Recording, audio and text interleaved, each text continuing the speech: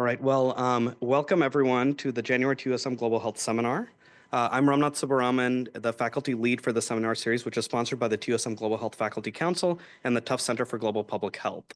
I want to highlight that later this semester we'll likely be having a seminar on the global transmission of highly pathogenic avian influenza, and in March, our highly motivated MD students interest group is planning a half-day global health symposium, likely around March 29th or so. So stay tuned. I'm grateful that Provost Jenko has taken time out of her busy schedule to introduce our speaker, but just before she does, I want to offer a quick personal note. So more than 2 decades ago, when I was an undergraduate at the University of Chicago, I was privileged to attend a talk by Sheila Patel when she was a visiting scholar for a few months at the university. When I got a human rights fellowship the next year, I reached out to Sheila asking whether I could volunteer for our organization in Mumbai for the summer. I remember telling Sheila that I was nervous that I speak Tamil, which is a South Indian language, but that I don't know any Hindi, which has more utility in Mumbai. And in her response, which I still remember, she said, "Your Tamil will do just fine, as many of the Slum Federation leaders speak Tamil. But the larger point is I don't care what language you speak as long as you first shut up and listen to the voices of the community." And I might be paraphrasing that a bit, but Sheila is very feisty, so I think that captures the spirit of our speaker. So that's some of the best advice I've received for a career in global health. And over that summer, I joined a team of community residents in mapping and talking to people living in more than 80 informal settlements along the city's coasts. Those few weeks, seeing the structures, the built environment, hearing residents' voices regarding their challenges with water, toilets, solid waste disposal, flooding, forced displacement, that was the best public health education I've ever received. And I bring this up for the students in the room and online, just to say always get to the field, to the community as the first step in expanding your moral imagination and listen.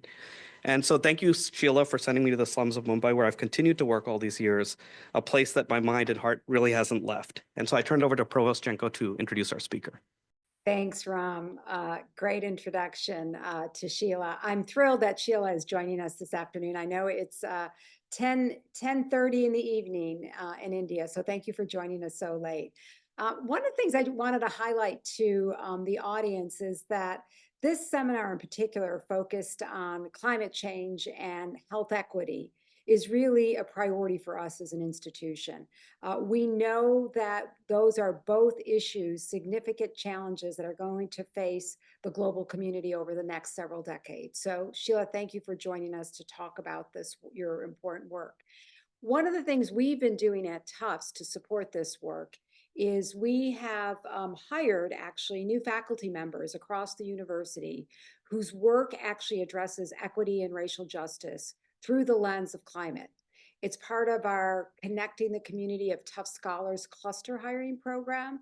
And we're in the midst of a cluster hire program this year in the area specifically of health equity. Last year, we hired 4 new faculty across our schools working in the climate space. So, I'm really thrilled, Sheila, that you're here as our guest speaker this afternoon and this evening. So before I turn it over to Sheila, I want to just talk a little bit about her background. Obviously, Ram knows her quite well, but she is really very, very influential, and her work started many years ago, working in particularly with women, which is really important to me. She has served as the director of the Society for the Promotion of Area Resource Centers. It was an organization that was founded more than 25 years ago that works in alliance with communities, as Ram said, and community-based organizations of the urban poor. She's also the founder of Slum Dwellers International, which is a transnational organization. It's a social movement to support urban poor in Asia, Africa, and Latin America. Over the last couple decades, her work has focused on climate change and its impact on the urban poor. She is a trustee of the International Institute on Environment and Development. She's also a global ambassador for Race to Zero and Race to Resilience. More recently, she's spearheaded a campaign through the United Nations called Roof Over Our Heads, which is part of the UN's Race to Resilience campaign. It's really an interesting campaign. The campaign really envisions delivering low carbon, resilient, affordable homes and improving public infrastructure for urban residents, and again, in particular, women. She's been awarded a number of prestigious prizes. I'd say the one that comes to mind for me is one of India's highest civilian honors, and that's the Padman Shira Award. So again, I know we want to talk about global challenges and we want to talk about climate change, but again, I really want to emphasize that Sheila's work is a reminder that something like climate change disproportionately impacts those people living in low or middle income countries and those people who are vulnerable and in these settings. And as I said, in particular, women. So Sheila, thank you for all the work you do. Thank you for taking Ram on several years ago. He's been a great contributor to the global work that we're doing here at Tufts. And welcome to Tufts, and thank you for joining us. Thank you, Caroline. That was very sweet of you to remind me of how long I've been working on this issue. And thank you so much, all of you, for attending this event. So as everybody said, my name is Sheila Patel. I have been living for my whole life in the city of Mumbai, which when we speak in English, we say Bombay. And having grown up in an urban environment, I was drawn very much to work on issues of people who live informally, who in Mumbai itself represents 62% of the 22 million people who live in the metropolitan region. And this picture that I have here shows you that some of the informal settlements are actually not settlements, they are towns within the city. And so what I would like to do is to help you explore the intersect between health, climate, development, urban planning, infrastructure, and to begin to see that within all this complexity, the actual work on the ground to address minimal health care, minimal social justice, minimal support to livelihoods is a challenge that I think we are facing both in the North and the South. But in the global South, it is extremely thin. And the challenges of climate are making this process very, very difficult. So in my talk today, I'd like to talk to you about this whole issue of how health, habitat, livelihoods of the urban poor today operate in an extremely vulnerable and with deficits of a kind that are very difficult to describe and can only be believed when you see them if you haven't come to southern cities. And that in most cases, people are living in such conditions for almost 3 to 4 generations. And as urbanization expands, informality and wages don't increase with the cost of living. The terrifying situation of climate change manifested most visually and you know it is experienced in the form of extreme unseasonal weather has produced an exponential growth of challenges that people face, which they are unable to be equipped for because their solutions for survival are always incremental. So in a way, it represents what's happening to our planet, whereby if by 2030 we don't retain the 1.5 degrees temperature, the catastrophes that everybody will face everywhere just cannot be understood or measured in today's world, in which we don't really understand the implications of disasters. So, sitting here, I'm looking at all the fires in Los Angeles. I'm looking at the flooding that's happening in different parts, the torrential rains, the cyclonic winds. They're all early warnings of the kind of disasters that we will face.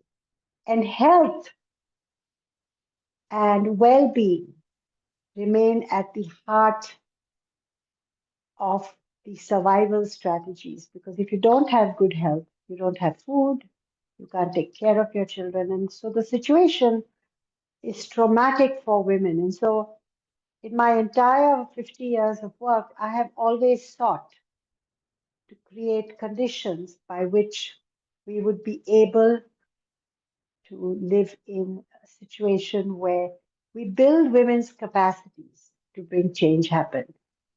Next slide, please, Ramnath. So I've presented 5 uh, issues that I hope to quickly walk through. I am not a very disciplined speaker. I might jump up and down. But essentially, what I'm trying to do is to say that it's a paradox that the whole instrument of urban planning began to address health challenges, of trying to separate fecal matter from water bodies, of stopping cholera and typhoid, of looking at ways by which different disease burdens can be reduced by more hygienic situations. And the reality today is that of the 6,500 large, medium, and small towns in India, only 200 have sewer systems, and even a smaller number actually process this black water before throwing it into the oceans. And that's the general situation in the global south for sure, but I think it's increasing everywhere. We also see that investment, research, uh, and the politics of choices of who gets what actually increase the disease burden, the poverty burden on people who live informally. And it's another paradox that all of us in the global south can trace the planning instruments which have become exclusionary, which do not anticipate the volume of people who come into cities to increase the burden of survival on those who are now deemed illegal, informal, and invisible as far as the city's investment, its budgets, its delivery are concerned. And it's even more paradoxical that the only time when some policies get made to improve the quality of their lives is just before elections, where uh, some health benefits will be announced, or some water access will be announced, or the number of evictions that happen to those people who live illegally can be done. So I want to refer now to one of my dearest friends, David Satterthwaite, who, along with several of his colleagues, Jorge Hardoy and others, in the 90s wrote a book called The Poor Die Young.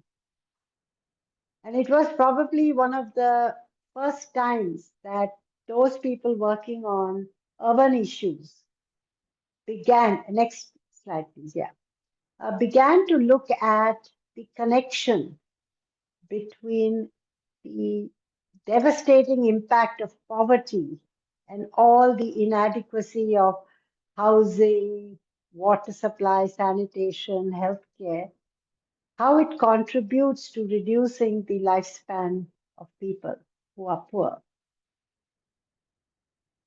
It's a book that inspires all of us because we see the deep connection between the work we do on habitat and its connection with health.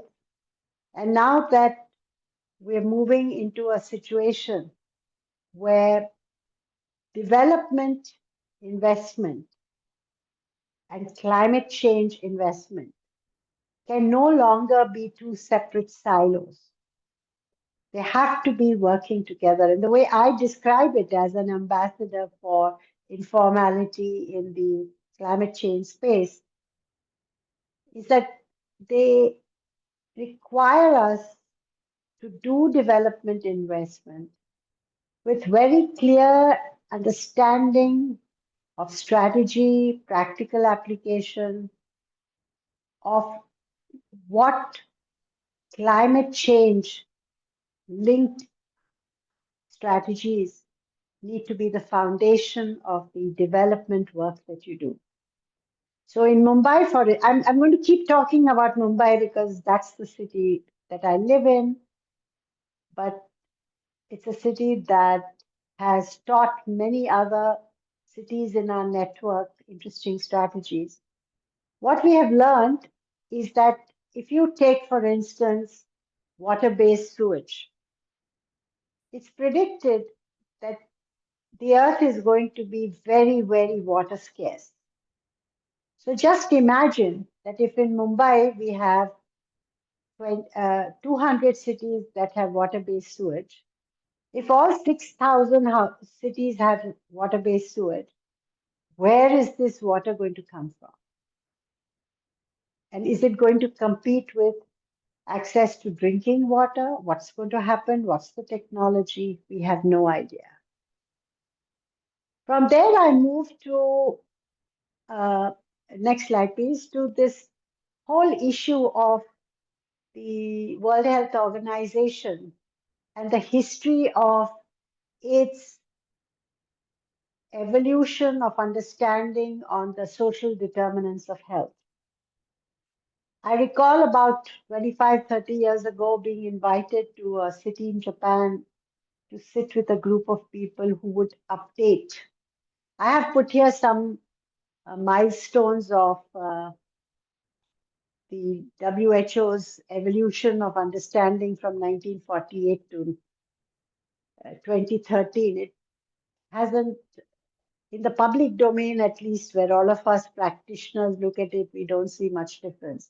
But I remember how hard it was for me to say that if you don't include water and sanitation access in this stuff, then you might as well stop talking about whether you have a good basis for social determinants of health, because it's all related to a range of things that include not only physical, but also mental, social well-being. And we saw that in COVID, people like me who were in conversations with people in the WHO's different country level committees, saying, you haven't understood what it means for a family of 6 to be locked up in a 300 square meters. No, sorry, 35 to 60 square meter house in an informal settlement at 40 degrees heat, centigrade heat, not being able to collect water. So the thought of even washing hands, even 5 times a day, was impossible. Well, if you didn't go out to work, you didn't have a wage, and therefore you didn't have food. So when you look at these things, it helps you understand the whole interconnectedness of our lives and livelihoods and the places where we stay. Next slide. And so what we find is that people like me who work on issues of social justice keep coming back to statutory planning standards And you find that most of our cities, especially in the global south, don't even fulfill minimum standards that are either set by the United Nations and the uh, UN Habitat, but they don't also fit even in national standards. Even cities like Mumbai don't fit into that. And my friends who were part of managing and addressing the challenges in the post-fire period in Los Angeles are saying that we still don't have hazard standards that are fit for purpose, even in a city like Los Angeles. So the strategy that we find is that when we examine the situation, we can trace the inequity in the fact that most of us adopted colonial uh, city legislation. So the city of Mumbai inherited in 1888 the, uh, the legal framework of the city of Manchester. And Manchester may have changed their city uh, instruments 10 times, but we still have many of the 1888 archaic laws that are there. And as colonized countries, all the land rights were appropriated, and only those who did business in the city, who served big businesses in the city, got land, and everybody else lived informally. And that means that you don't have water sanitation, you don't have electricity, you don't have open spaces, you don't have schools, you don't have primary health centers. So all the things that planning provides are not available to you. And I think it's important for health practitioners to understand these elements that contribute to the disease burden and that cannot be solved just by efficient assessment of the disease and medication.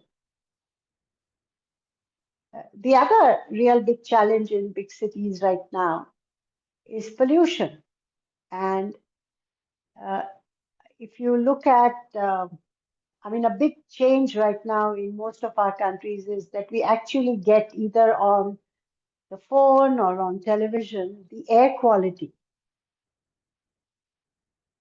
And we find that if you did a lung function test of most people who live in Bombay or Delhi or one of these cities, you'll find that the level of your lung function test is just short of asthmatic for lots and lots of people, especially in winter. Next slide. So I just put some pictures here to show you the densities in which people live. Uh, the one, the picture on the left are people who live as pavement dwellers, where what looks like an open space is actually a street. And then you have houses which are 35 to 65 square feet. And then on the other side, you have large informal settlements, but they just look like a sea of roofs. And as Ramnath said to you, I now run a global campaign called Roof Over Our Heads, because both symbolically and in real terms, poor people's homes are getting devastated by extreme weather, and it has a deep impact on their health and well-being. And the chances that government assistance will come to them soon is improbable. And so one of the things we're doing is that in 20 countries in Asia, Africa, Latin America, and the Middle East, we're running 100 learning labs. When we say learning labs, it is to say we want to appreciate and understand the logic of the choices that people make when they build these seemingly ugly dysfunctional looking houses and begin to appreciate the amazing innovations and skill and a range of structures and strategies on the basis of which 2 and 3 and 4 generations live in these kind of homes before they can either move to a better place or upgrade these houses. And we're trying to look at it as to doing it within the amount of money that they have. And therein comes the first principle of our work, which is as educated professionals, either practicing as medicine or whatever professional job you do, don't treat poor communities and women like empty vessels that you have to fill with your wisdom. You have to appreciate the amazing resilience, the amazing entrepreneurial abilities that help people stretch their money to be able to even produce this in the absence of any support from the state. And when I say this is our first principle, is that most researchers, whether they are local or international, we start with an assumption that people don't know anything and we are going to teach them, and that the research is going to tell us how many have what disease burden, due to what reason, and how are we going to solve it. And we take that knowledge and we go away. Maybe we talk to a few of those people who are there because we feel compelled to share that. But it's exactly extractive knowledge that you take away. You produce a solution. And if that's legitimated by development investment, it comes back. And in 8 out of 10 situations, they don't work for the poor. So a very important thing is to look at how do you develop practical skills, research investment skills to work with communities, with women's collectives, to produce knowledge and insight on why they make the choices that they do, and then work with them to explore solutions whose evidence too you explore with them. And that has been the basis of how we work, whether we work on land, we work on sanitation, we work on energy, we work on any of these issues that are important in the habitat space. Because ultimately, if community women don't see value and evidence that the solution works for them, they walk away. And a lot of global research, a lot of philanthropic investments goes waste because in the end, unknowingly or knowingly, we produce a kind of a cookie cutter approach. And we train ourselves and everybody else to follow that in some sort of an imagery of a military procession, not procession, sorry, a military regimen, which people listen to, especially in India. People are very polite. They don't kick you off because you come to teach them something. They're very polite with you, but they walk away. So I'll just show you some more visuals of next slide. And most of our cities look like this. So you have the formal institutions, and then in all the places that the city development plan says is not fit for people to live. You can't dig a deep foundation, it's too close to the water, or its allocation is for a road. It all gets appropriated by informal settlements. So we say that it's informal, invisible, and illegal, the 3 I's of living as squatters. Next. This is one of my favorite data sets. Uh, and it's an interesting story, and I'll try and tell it to you quickly, but it's a very important thing to understand. Uh, in the mid 1990s, the city of Mumbai sought a loan from the World Bank to be able to uh, develop ways to clean the black water that comes out of sewers. So instead of putting raw sewage into the sea, that they would treat it and send it. And they asked for what is called an IDA loan, which is a low interest loan, because they said that we have 60% people who live informally. So all of us went and said, poor people's shit never goes into sewers. So if you want to get the IDA loan, you have to first put toilets in informal settlements. So they asked us to do this study in which we covered a population of about 1 million people in 151 settlements on municipal land. And the municipality had this ridiculous ratio of 50 people using one toilet seat, which meant that for 1 million people, you needed approximately 20,000 seats. So when we went to the neighborhoods, we found that the total number of toilets built in formal settlements by the municipality were 3,400 odd seats, of which 80% or 2,700 seats were not working. And so if you calculate it, it was this ridiculous ratio of 1,500 or 400 persons per seat as the ratio.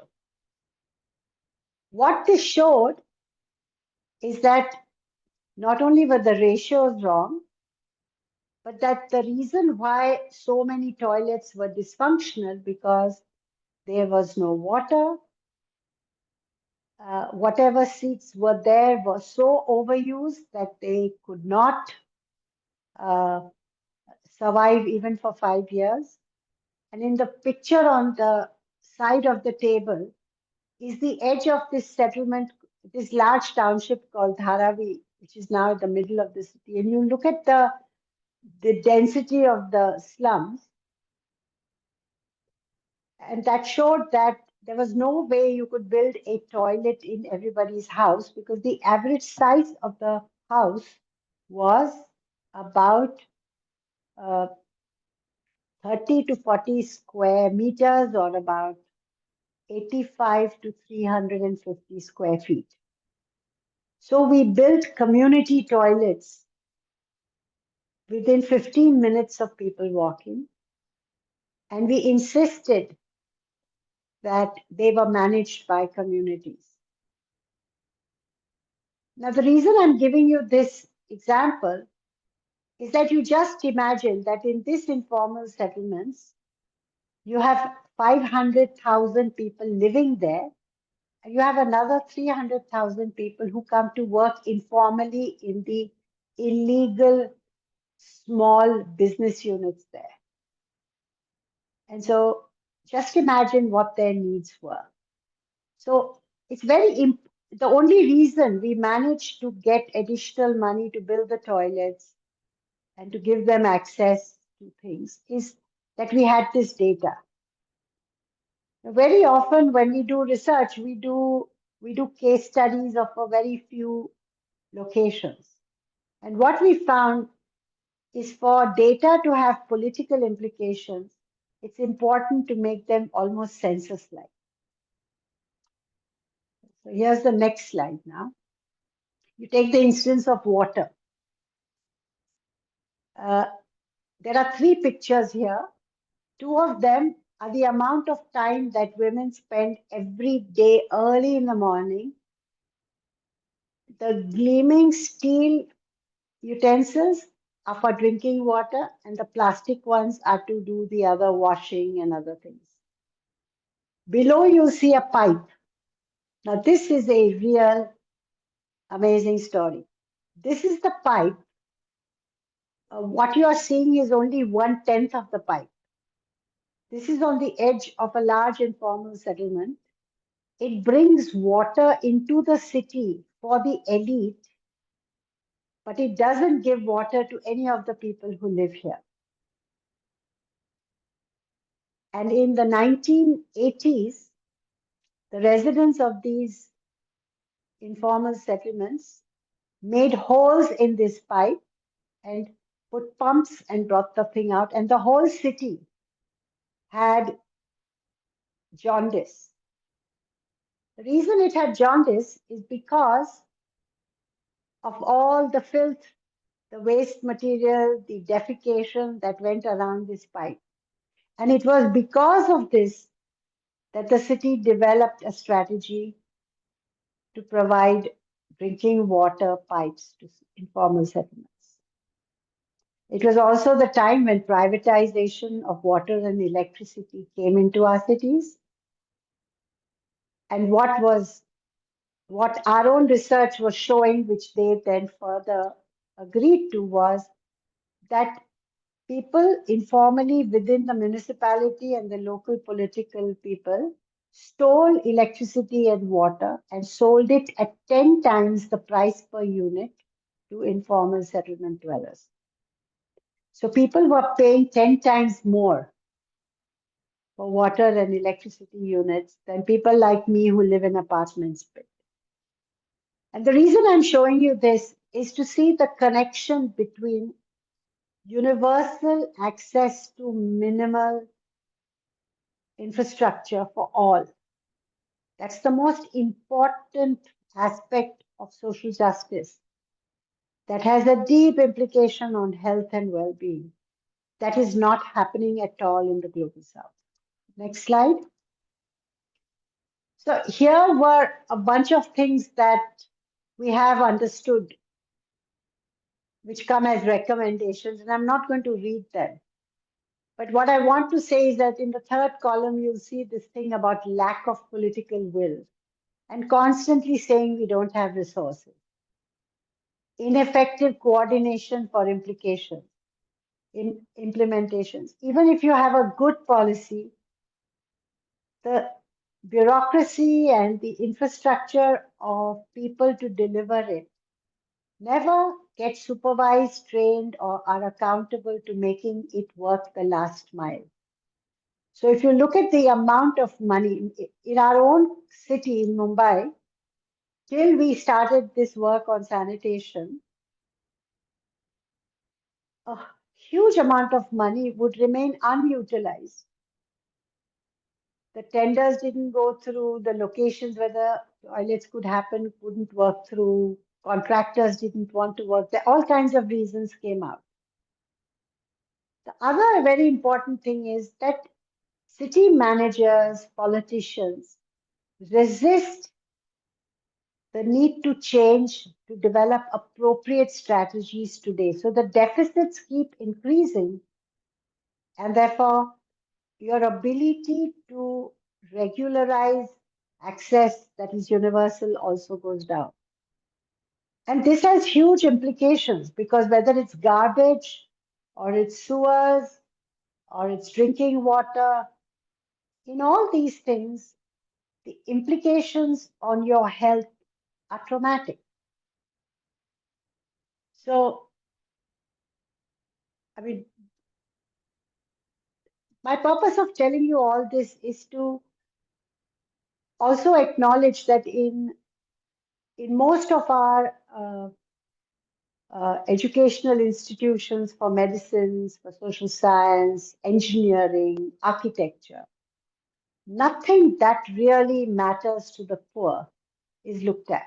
So in my campaign of Roof Over Our Heads, I was shocked to find out that there isn't any curriculum that actually looks at how poor people build houses and what technology, what materials, what techniques would improve this without too much expenditure. Because what the poor do is they keep refurbishing their houses with very fragile material that keeps getting destroyed. And the same thing happens in health. You only go to the doctor when you can't do anything. You pump yourself with antibiotics. That's what the poor do. Everybody tells them that's not good. But the primary health care centers only work when they are working. It's never available when they need it.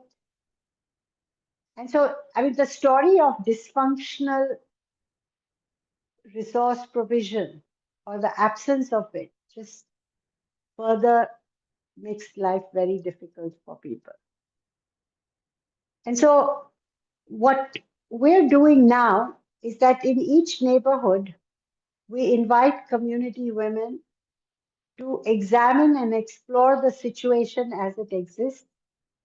And Ramnath should tell you, if he hasn't already done so, that amazing work of a big long-term case study that they did in one of the most fragile informal settlements called Kaula Bandar, which is on an unused um, uh, dock of a of the port, which is now not being used and has about 68,000 households that are encroaching on it.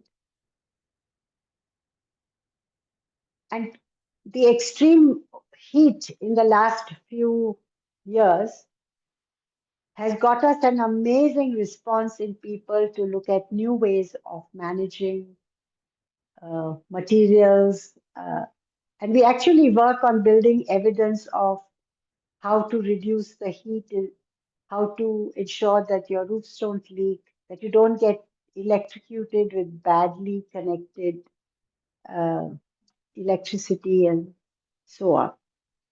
Next. And so,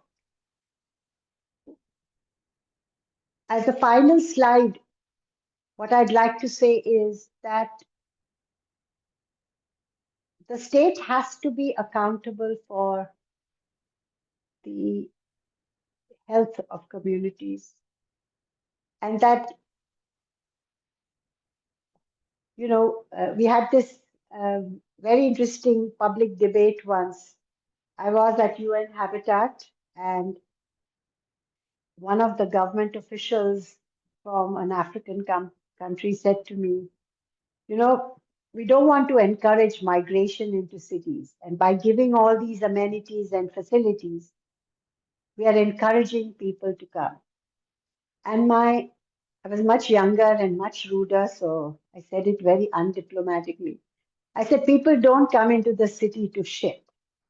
They come here because they have no other options but to come here when their livelihoods are destroyed in rural areas.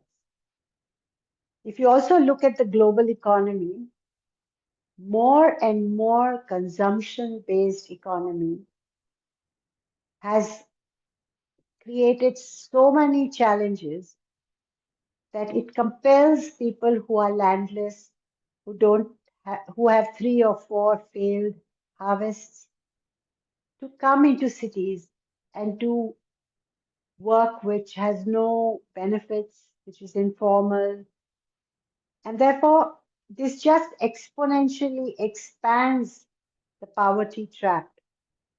And now, when we have to deal with the challenges of the present 1.2 billion people now becoming 2 billion, 5 billion, because now wars are producing refugees that don't any longer want to live in camps, but they go into different cities. We have COVID, which has taught us that a small virus somewhere can become a global calamity. And we are dealing with pollution, we are dealing with tuberculosis that is resistance in most of our southern countries. We're dealing with, a range of diseases. And the most pathetic thing for us is that in a country which has an amazing repertoire of food, we have little children in informal settlements eating instant noodles because their mothers and their fathers have to go out to work. and there's nobody at home to cook lunch. So they have instant noodles. So I want to end this talk by saying that we have to develop new paradigms to connect existing reality, aggregation of information, data, and evidence to show the volume and the extent of the challenge. We need to look at ways by which we develop a capacity to work with people, to learn from them, to share our knowledge with them, and to produce new solutions. Because one of the things that women, especially poor women, do is that they are very, very good at replicating what works and abandoning what doesn't work. But in the absence of logic and choice to find a way out of their trap, they don't have anybody, they don't have that knowledge, they don't have the outreach, they don't have the time to do that. So creating conditions by which this process moves away from this sort of ivory tower type of research that is being done on people to doing it in collaboration, I think not only produces a better ethical creation of knowledge, but it outreaches a group of people whose lives have remained outside the scope and the reach of new knowledge, new science. The other thing which we've realized is that globalization has assumed a situation that all our governments going to the United Nations and to the COP and to forums is going to solve problems. And you find that you require lots of energy, lots of insights, lots of local solutions to move up because development investment never trickles down. So, how do you produce an architecture of investigation and action that does that? We also need to do intensely local work, but collaborate. And new technologies, new communication systems allow us to do that. It's important for every professional to make a commitment to allocate a certain amount of time to solve the situation of those who are vulnerable in your life, in your neighborhoods, in your city, because this is not the problem that has to be solved by a charity or by somebody else. It is in everybody's face, and we have to do that. And we have to acknowledge that whether you are a physician or a health practitioner, you have to learn many skill sets that have to do with other streams of knowledge creation to help you solve the health burden of people. So I'll stop here. I don't know whether we have time to have questions and answers, or if some of you can ask me to clarify something that while I was rambling around. So thank you very much for your patience. And I hope someday to come and visit Ramnath and meet all of you when I come to the United States. I usually come in September. So thank you very much. Back to you, Ramnath.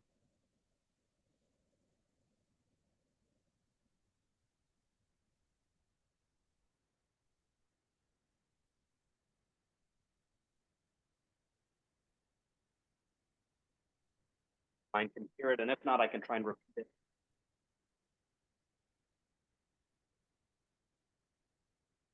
A lot of your work.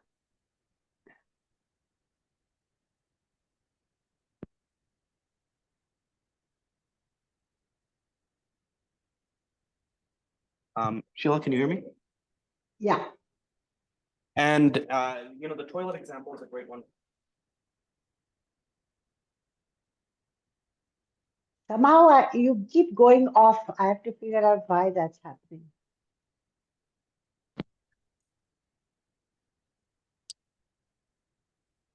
Oh, yes. Okay. Yeah, Okay. now I can hear you. So, I didn't have this on. So, what I was saying is a lot of your work has shown how information gathered at scale, data gathered at scale, for example, the example of toilets, has potential to really shift how people talk about an issue. For example, around large scale development of block toilets across urban slum settlements in Mumbai. And I'm just wondering whether you've seen that kind of action that you've done on census to prevent displacement, to advocate for water sanitation, whether you've seen any of that on health, whether people have done data collection at scale and used it, uh, communities use it to push governments to do something different. Well, I haven't participated in any of those, but what we are doing right now is we've just begun to look at how to help people understand what are infectious diseases, what are chronic diseases, and things like that, to look at the relationship between, um, um, you know, sort of garbage that's not been cleared, water which produces mosquitoes and their what we call monsoon disease burden. We're doing all those kind of things. But the way in which we are doing it is, you know, in India and in many of the countries, you have a lot of do-gooders having what are called health camps. And so what we do is we actually get the women to start getting everybody in a particular neighborhood together, sit with health workers, physicians, and start talking about what trends they are seeing in their own neighborhood. They look at what kind of uh, medication they need to get from the primary health center in terms of what government gives them as subsidized medicines and things like that. And we do this every 3 months to look at whether they can follow it for that long. Do they see a difference in what they're doing? And the whole idea is to understand what kind of communication is impactful. So we do a very interesting thing. I'll just give you another example. It's not to do with water and sanitation, but it's to do with what happens to women, especially when they're menopausal, and we make them walk in front of a mirror, and they learn to observe each other's gaits, you know, whether they're rolling and walking, what is their pelvic strength, what are their how do their knees work, how do their shoulders work, because that's one of the big challenges that we are facing right now, that chronic disease and uh, infectious disease, people have begun to understand to some extent, but they're not able to understand lifetime, you know, things like little children. Like, remember a long time ago, this whole thing of giving people, you know, children who were getting dehydrated, giving them that saline solution. It's now something women do all the time. But at that time, it was something very alien 35 years ago. So, what are the ways by which you make communities conscious of their health burden and look at what are the things they can do themselves and what are the things they can do with others? So, lots of the women that we work with, because of nutritional challenges, also get menopause early and they don't understand what's happening to their bodies because they're the last people to look at their own health. So we also look at it like that with children, with young women, things like that. But it's all to do with priorities that are set by them. But then when they talk to each other, they learn with the priorities of one settlement and the other. And now what we do is we do Zoom calls like this. And there are women from 20 cities who are the community leaders who talk to each other and talk of how they do these things. How do they go to the health centers? How do they get them to change the time? So, and this aggregation then we take to the state level to say these are the problems people have. You don't have, you know, you change the timing, things like that. But the idea is to allow them to develop the agency to negotiate rather than us doing it for them, because there's just not enough people like us to cover the volume of people that are needed to get access to these services. And now what we're doing is we just as we're taking roof over our head into 100 labs, we're taking the health work that we do along with that. You know, and so everything piggybacks on each other. We're doing informal transport, for instance. So there's a direct correlation between your nutrition, your wage, and your transport access, so that the longer you go, the more money you earn. Because in your local neighborhood, you don't earn so much money. But if you go a little further down, I mean, this happens to all of us as well, even informal. You know, you get good transport, you can go further, get more choices. I don't know whether that answers your question. It definitely covers some of what I was talking about, and I wanted to have this question from an attendee and then potentially close up just because we're almost at time. Yeah. One of the online attendees asked, how does the link with the fact that the West uses India and the global South broadly to manufacture and produce goods cause negative effects on their environment? What can be done to support workers and focus on the environmental and health effects of our global economy, essentially, and the production of goods that are consumed elsewhere? Well, that is certain industries have come further. So first of all, there is more production in informal settlements, in informal and so seemingly illegal, mom and pop shops or industry like you've seen in Dharavi and other places, then formal, large, well ventilated, well lighted, with labor laws kind of situation. So those of you who know anything about the garment industry, you know that the amount of fiber in the air that produces, respiratory diseases. There's a strong correlation with that. Same thing with mines. Same thing with people who cut stone. So there are a lot of occupational health hazards. And there's very little that is being done on that, because on the one hand, most of the really, now even most of the formal factories, they give out piecework to people in the informal settlements. And so that produces, so you can't, that is not measured, that is not understood. And health and safety standards there are terrible. So there's it's a bit of a chicken and egg. If you don't do the work, you don't get any money. But if you do work, you have other challenges that you face. But that is a serious, serious problem. Thank you so much, Sheila. I think we're right at time, and so I want to first thank you for providing us these insights at late night in India. I want to thank Provost Jenko for introducing you and talking about the connection with broader work going on at Tufts. And I think we have another class.